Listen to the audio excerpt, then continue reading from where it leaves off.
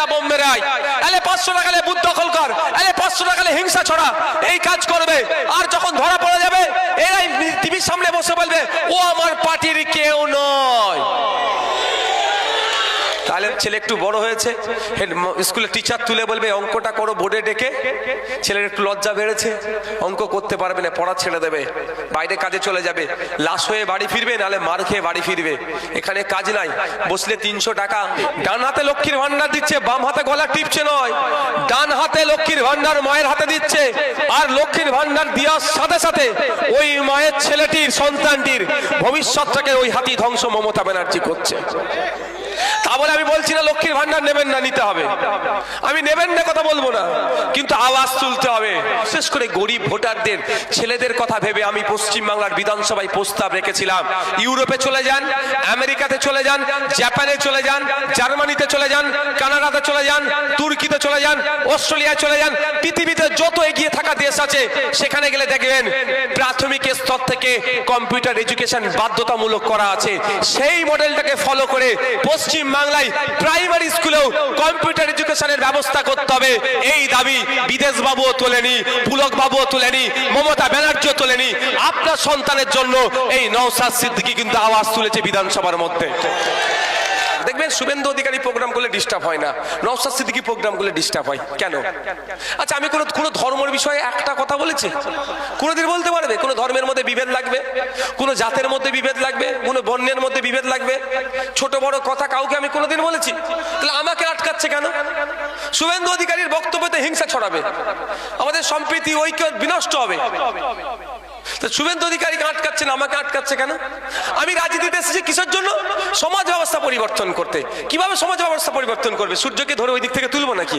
এরকম আমার ক্ষমতা আছে? সৃষ্টিকর্তার ক্ষমতা। আর ক্ষমতা কাকে দিয়েছিল?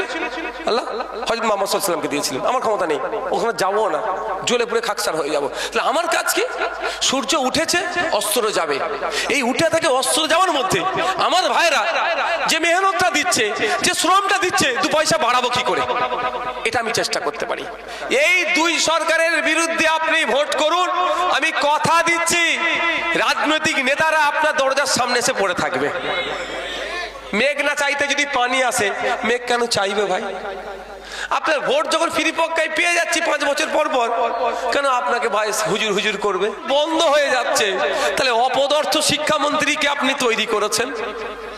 যদি সঠিক শিক্ষামন্ত্রী তৈরি করতেন, যুগের সাথে তাল মিলিয়ে ডিজিটাল ক্লাসরুম তৈরি করত, স্কুলে প্রত্যেকটা ক্লাসে না দিতে পারলেও অন্তত প্রতিটা স্কুলে একটা করে ডিজিটাল ক্লাসরুম রাখতো, যাতে করে ছেলেগুলো ওখান থেকে জানতে পারতো।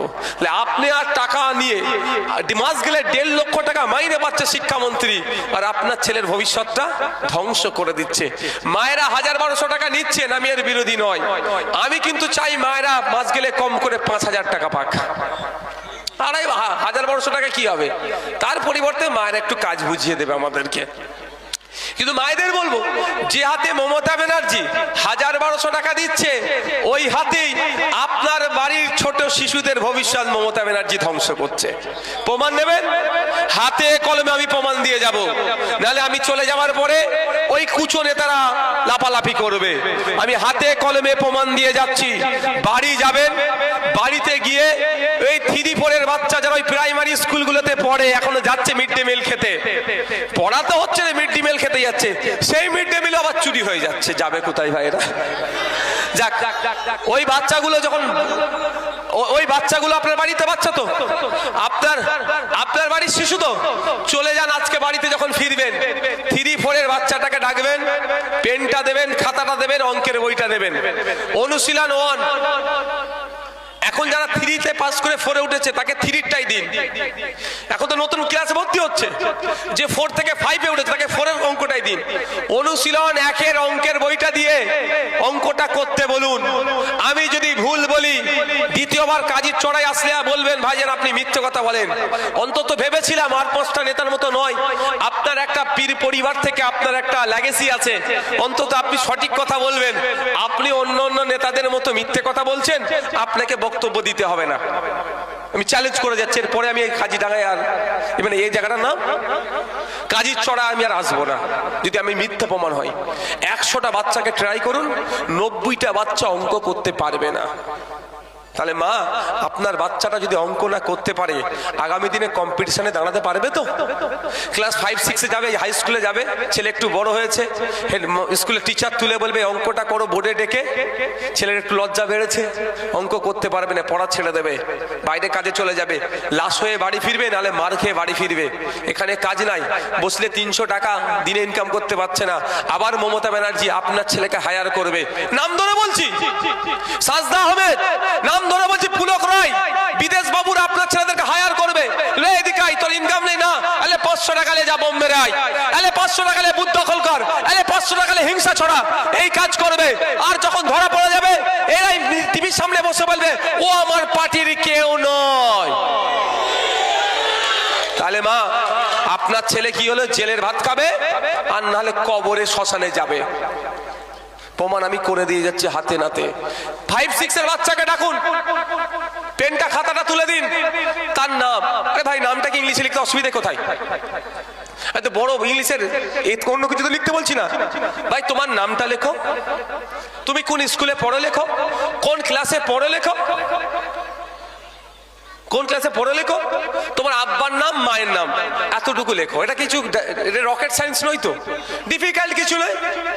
এইটা আপনি আজকে ট্রাই করুন। বললাম না, মমতা ব্যানার্জি যে হাতে লক্ষ্মীর ভান্ডার দিচ্ছে ওই হাতেই, ডান হাতে লক্ষ্মীর ভান্ডার দিচ্ছে, বাম হাতে গলা টিপছে নয়, ডান হাতে লক্ষ্মীর ভান্ডার মায়ের হাতে দিচ্ছে, আর লক্ষ্মীর ভান্ডার দেওয়ার সাথে সাথে ওই মায়ের ছেলেটির সন্তানটির ভবিষ্যৎটাকে ওই হাতি ধ্বংস মমতা ব্যানার্জি করছে। তা বলে আমি বলছি না লক্ষ্মীর ভান্ডার নেবেন না, নিতে হবে, আমি নেবেন না কথা বলবো না, কিন্তু আওয়াজ তুলতে হবে।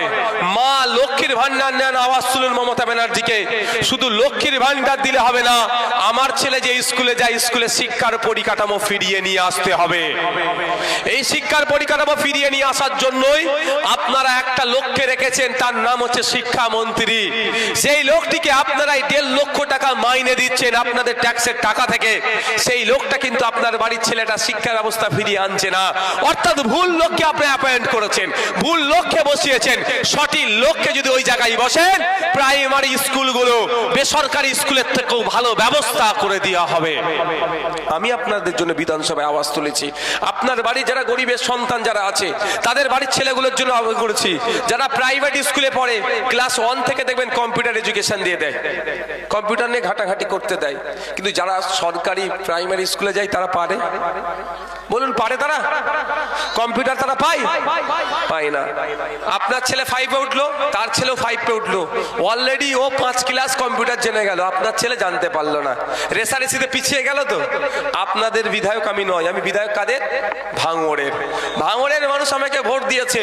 ভাঙড়ের শুধু মানুষের জন্য বলিনি, এই উলুবেড়িয়া পূর্ব কেন্দ্রের ভোটারদের, বিশেষ করে গরিব ভোটারদের ছেলেদের কথা ভেবে আমি পশ্চিমবাংলার বিধানসভায় প্রস্তাব রেখেছিলাম, ইউরোপে চলে যান, আমেরিকাতে চলে যান, জাপানে চলে যান, জার্মানিতে চলে যান, কানাডাতে চলে যান, তুর্কিতে চলে যান, অস্ট্রেলিয়ায় চলে যান, পৃথিবীতে যত এগিয়ে থাকা দেশ আছে সেখানে গেলে দেখবেন প্রাথমিক স্তর থেকে কম্পিউটার এডুকেশন বাধ্যতামূলক করা আছে। সেই মডেলটাকে ফলো করে পশ্চিম বাংলায় প্রাইমারি স্কুলেও কম্পিউটার এডুকেশনের ব্যবস্থা করতে হবে। এই দাবি বিদেশ বাবুও তোলেনি, পুলক বাবুও তোলেনি, মমতা ব্যানার্জিও তোলেনি। আপনার সন্তানের জন্য এই নওশাদ সিদ্দিকী কিন্তু আওয়াজ তুলেছে বিধানসভার মধ্যে। এবার হচ্ছে আমার সংখ্যা কম, আমি সরকার পরিচালনার দায়িত্ব নেই, আমি বাস্তবায়ন করতে পারিনি। আগামী দিনে যদি আপনারা আমাদেরকে সরকার পরিচালনার দায়িত্ব দেন, যে 42,000 কোটি টাকা বরাদ্দ হয়েছে, ওই টাকা থেকেই আমরা বাচ্চাদের জন্য প্রাইমারি স্কুলে কম্পিউটার এডুকেশন কিভাবে করা যায় তার পলিসি তৈরি করে, একটা গরিবের ছেলে প্রাইমারি স্কুলে যাবে, বড় লোকের ছেলে প্রাইমারি স্কুলে যাবে, ও গিয়ে যে কম্পিউটারটা শিখবে, গরিবের ছেলেটাও সেই প্রাইমারি স্কুলে যে সেই কম্পিউটার শিক্ষা করবে, তার ব্যবস্থা আমরা করে দেবো।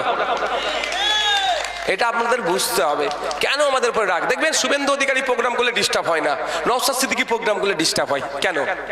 আচ্ছা, আমি কোনো ধর্মের বিষয়ে একটা কথা বলেছি? কোনোদিন বলতে পারবে কোনো ধর্মের মধ্যে বিভেদ লাগবে, কোনো জাতের মধ্যে বিভেদ লাগবে, কোনো বর্ণের মধ্যে বিভেদ লাগবে? ছোট বড় কথা কাউকে আমি কোনোদিন বলেছি? তাহলে আমাকে আটকাচ্ছে কেন? শুভেন্দু অধিকারীর বক্তব্যতে হিংসা ছড়াবে, আমাদের সম্প্রীতি ঐক্য বিনষ্ট হবে। শুভেন্দু অধিকারীকে আটকাচ্ছে না, আমাকে আটকাচ্ছে কেন? আমি ভাই কথা বলি, আমি রুজি রুটির কথা বলি। ধর্মের কথা তো মৌলানা সাহেবেরা বলবে, মুফতি সাহেবেরা বলবে, পুরোহিতরা বলবে, ধর্ম যাজকরা বলবে ধর্মের কথা তারা। আমি রাজনীতিতে এসেছি কিসের জন্য? সমাজ ব্যবস্থা পরিবর্তন করতে। কিভাবে সমাজ ব্যবস্থা পরিবর্তন করবে? সূর্যকে ধরে ওই দিক থেকে তুলবো নাকি? এরকম আমার ক্ষমতা আছে? সৃষ্টিকর্তার হাতে ক্ষমতা। আর ক্ষমতা কাকে দিয়েছিল? আল্লাহ হযরত মুহাম্মদ সাল্লাল্লাহু আলাইহি ওয়াসাল্লামকে দিয়েছিলেন। আমার ক্ষমতা নেই, ওখানে যাবো না, জ্বলে পুড়ে খাকসার হয়ে যাবো। তাহলে আমার কাজ কি? সূর্য উঠেছে, অস্ত্র যাবে। এই উঠে থেকে অস্ত্র যাওয়ার মধ্যে আমার ভাইরা যে মেহনতটা দিচ্ছে, যে শ্রমটা দিচ্ছে, দু পয়সা বাড়াবো কি করে, এটা আমি চেষ্টা করতে পারি। সেই চেষ্টা করার সুযোগ আপনাদের হাতে। আপনারা যদি আমাকে ভোটটা না দেন, এই বলবো না, ভোট দিলেও বলবো আপনারা তো 21-এ দান করিয়েছিলাম, জিততে পারিনি, তাহলে কি বলা ছেড়েছি আপনাদের হয়ে? আপনারা যদি রাগ তোমার কি আপনাদের উপর আছে? আমার রাগ একটু নেই, কারণ আমি তাহলে তো শুধু ভাঙড়ের কথা বলতাম যে ভাঙড়ের ছেলে মেয়েদেরকে কম্পিউটার এডুকেশন প্রাইমারি স্তর থেকে দেওয়া হোক, সেটা তো বলিনি। আমি অলসো ইনক্লুড করেছি কাদের চেয়ে? উলুবেড়িয়া পূর্ব বিধানসভার মানুষকেও।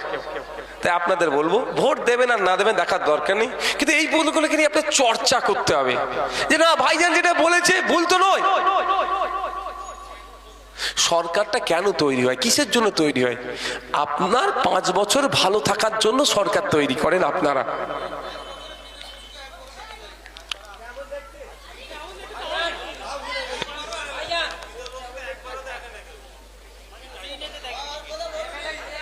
আমি একটা কথা বলতে পারি, বিদেশ বাবু হয়তো উচিত আশা।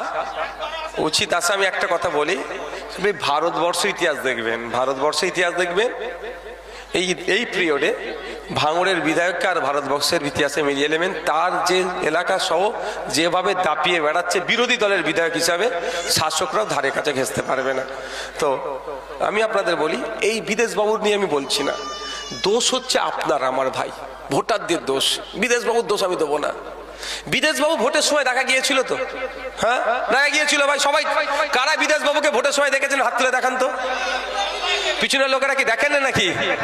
হাত তুলতে অসুবিধা আছে? হ্যাঁ, আমি বলছি, জাস্ট আমি ক্লিয়ার করছি।